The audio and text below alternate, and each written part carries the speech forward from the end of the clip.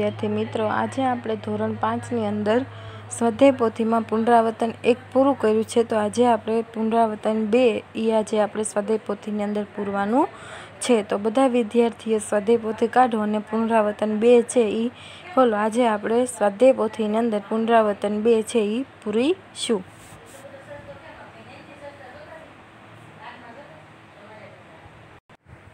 तो आ है तमारी स्वाध्याय पोथी नी अंदर पुनरावर्तन 2 चित्र के आधार पर कहानी बनाकर कक्षा में सुनाई।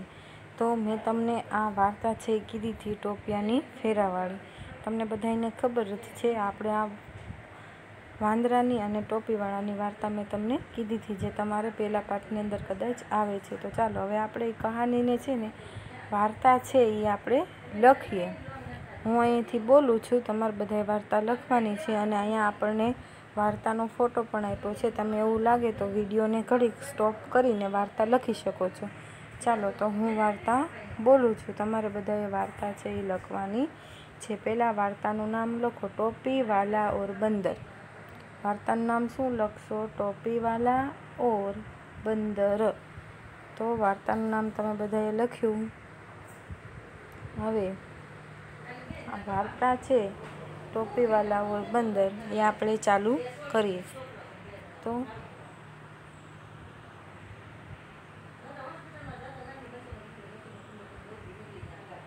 एक दिन एक टोपीवाला टोपियाँ बेचने के लिए नज़दीक के एक दिन एक टोपीवाला टोपियाँ बेचने के लिए नज़दीक के गांव में जा रहा था।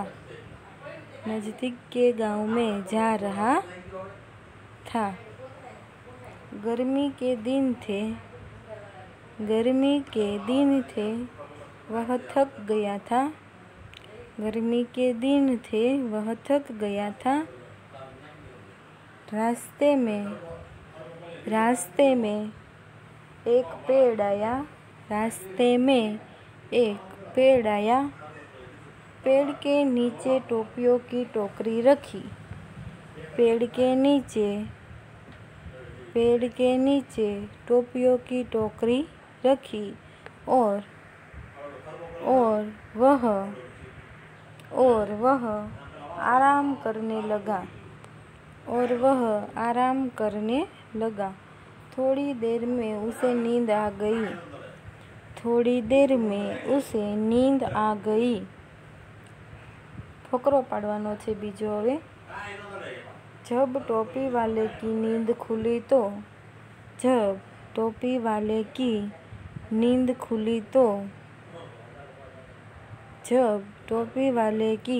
खुली तो वह चौंक उठा। उसकी टोकरी खाली थी। इतने में उसे बंदरों की आवाज़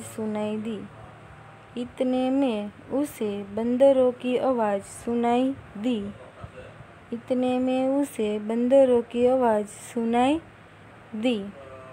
उसने ऊपर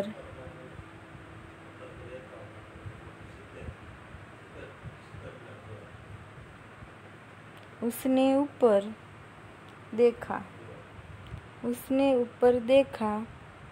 पेड़ पर कई बंदर बैठे थे।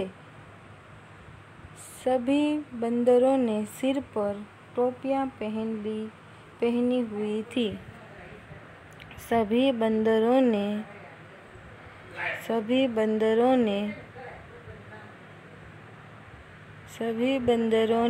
सिर पर टोपियाँ पहनी हुई थी। हवे फकरो पाड़वानो छे अने आपणे आगळ जोईए।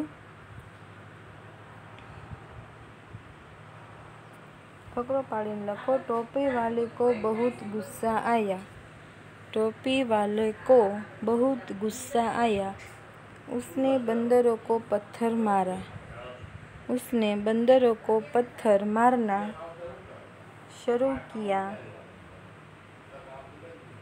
उसकी नकल करते हुए बंदरों ने भी उसकी नकल करते हुए बंदरों ने भी पेड़ से फल तोड़ कर टोपी वाले की ओर फेंकना शुरू किया। अब टोपी वाला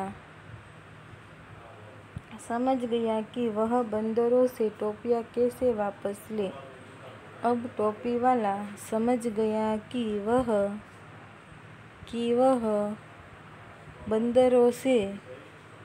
बंदरों से टोपियाँ कैसे वापस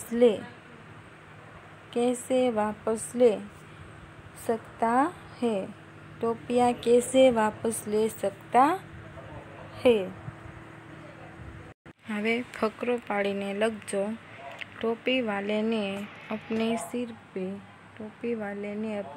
से टोपी उतारी और उसे जमीन पर फेंक दी।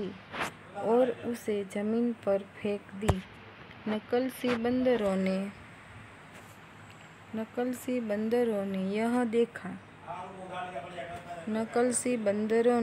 देखा तो उन्होंने भी अपनी अपनी सिर की टोपियाँ उतारकर फेंकना शुरू किया। टोपी वाले ने जल्दी जल्दी टोपियाँ इकट्ठी की, टोकरी में रखी और खुश होकर वहाँ से चल पड़ा। परिवार फकरो बोलूं। टोपी वाले ने अपने सिर से टोपी उतारी और उसे जमीन पर फेंक दी।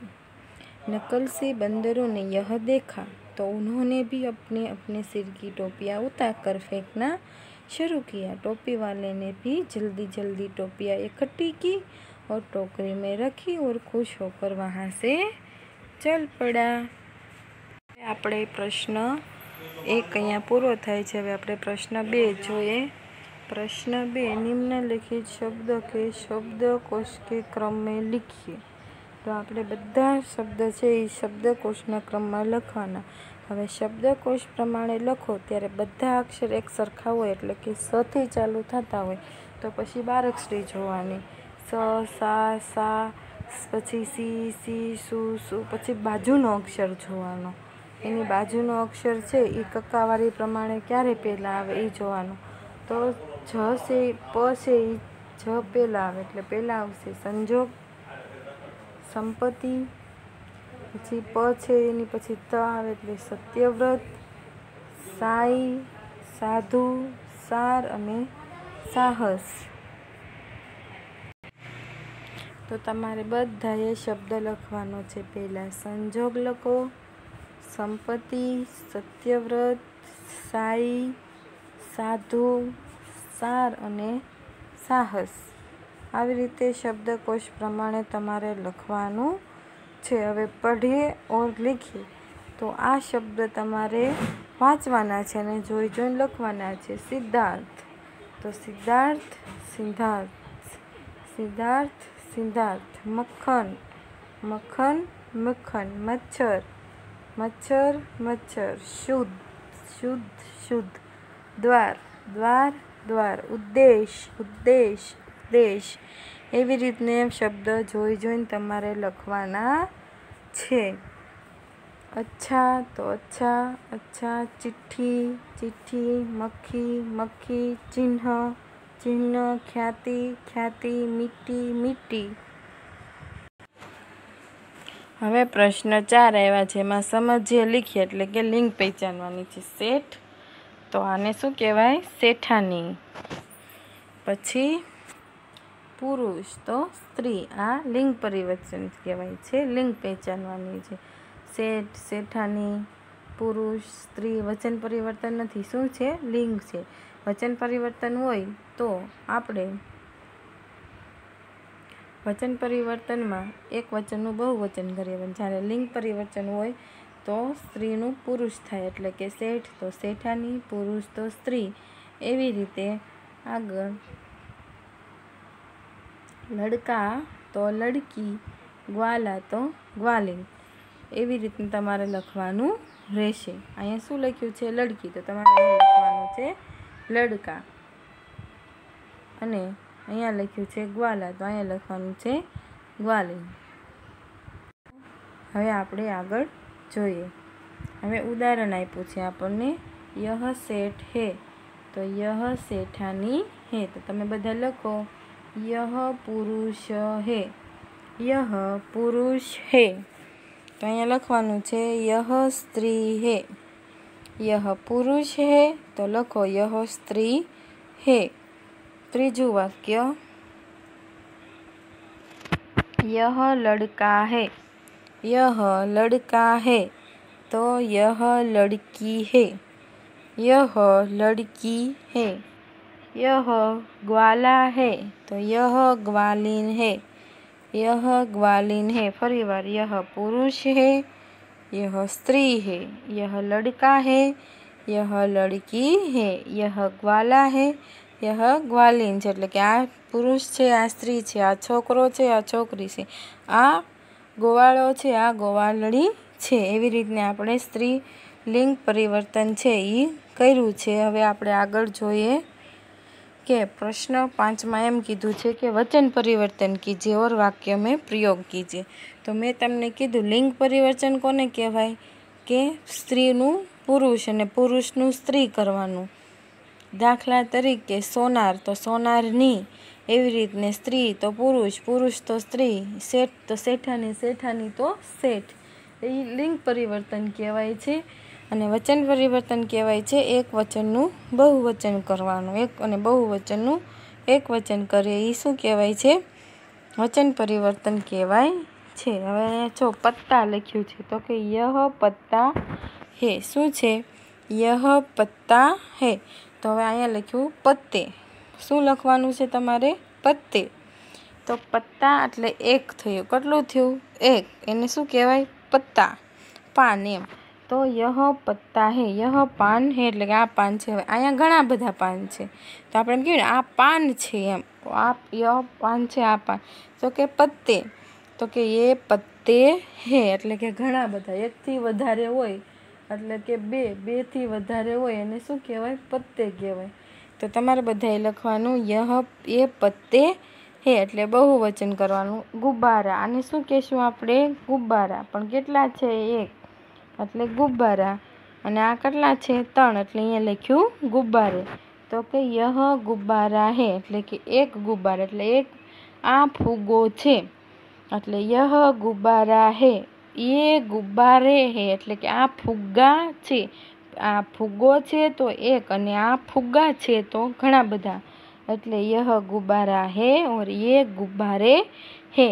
તો તમને વચન પરિવર્તન સમજાઈ ગયું? એક વચનનું બહુવચન કરવાનું અને બહુવચનનું એક વચન કરવાનું. અહીંયા ગુબ્બારે લખ્યું તો આપણે લખ્યું ગુબ્બારા એટલે કે યહ ગુબ્બારા હે. આપણે આ શું કર્યું? વાક્યમાં પ્રયોગ કર્યો. આપણને અહીંયા વાક્ય પ્રયોગ કરવાનો કીધું હતું ને, એટલે અહીંયા બહુવચનમાં ગુબ્બારે આપ્યું એટલે આપણે અહીંયા લખ્યું એ ગુબ્બારે હે. એટલે આપણે વાક્ય પ્રયોગ કર્યું. તમે બધાએ આ તમારે લખી નાખવાનું છે. બધાએ લખાઈ ગયું? તો હવે આપણે આગળ જોઈએ. બધાએ સારા અક્ષરે લખવાનું રહેશે. હવે આવે છે ટોપી. તો ટોપી કેટલી છે? એક છે એટલે કે ટોપી. અને અહીંયા કેટલી છે? 3 છે એટલે ટોપિયા. ટોપી એક, ટોપિયા. હવે એનો વાક્ય પ્રયોગ કરીએ. યહ ટોપી હે, યહ ટોપી હે ઓર એ ટોપિયા હે. એટલે આ ટોપી છે અને આ ટોપિયા છે. આપણે એમ જ કહેવી છે. એટલે એ ટોપિયા હે ઓર યહ ટોપી હે. આપણે એક વચનનું બહુવચન કર્યું. તો ચાલો બધાએ તમે લખી નાખ્યું.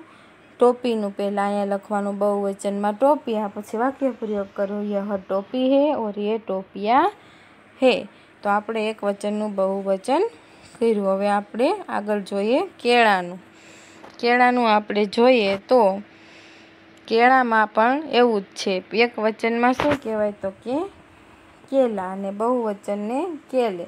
તો આપણને તમને અહીંયા બહુવચન લખેલું આપ્યું છે કેલે. હવે એને એક વચન લખવાનું કેલા એટલે કે એક કેળું, અને કેલે એટલે કે એક બેથી વધારે, અને એકથી વધારે એટલે બે. તો કેલે, તો કેલા લખો એટલે એક કેલા. યહ કેલા હે એટલે કે આ કેળું છે. એ કેલે હે એટલે કે આ કેળા છે. તો લખો યહ કેલા હે, એ કેલે હે. યહ કેલા હે, યે કેલે હે. તો તમારે બધાએ લખાઈ ગયું હશે. હવે આપણે વચન પરિવર્તન પણ શીખી ગયા અને લિંગ પરિવર્તન પણ શીખી ગયા. હવે પુનરાવર્તન આગળ છે એ આપણે આવતા લેક્ચરમાં જોશું. તમારે અત્યારે હોમવર્કમાં એક વચન અને બહુવચનના એટલે કે લિંગ પરિવર્તન અને વચન પરિવર્તન આપ્યું છે એ રફ નોટમાં એકવાર લખીને લાવવાનું રહેશે. એના બધા ઉદાહરણો હવે મળીશું આપણે, એટલે કે પ્રશ્ન 4 અને પ્રશ્ન 6 લખવાનો રહેશે. આ પ્રશ્ન 5ના બધા ઉદાહરણો અને આ પ્રશ્ન 4ના બધા ઉદાહરણો આ તમારે એકવાર રફ નોટમાં લખવાનું રહેશે. હવે મળીશું આવતા લેક્ચરમાં, ત્યારે આપણે પુનરાવર્તન બીજું છે એ પૂર્ણ કરશું. ફરી મળીશું આવતા લેક્ચરમાં. આવજો.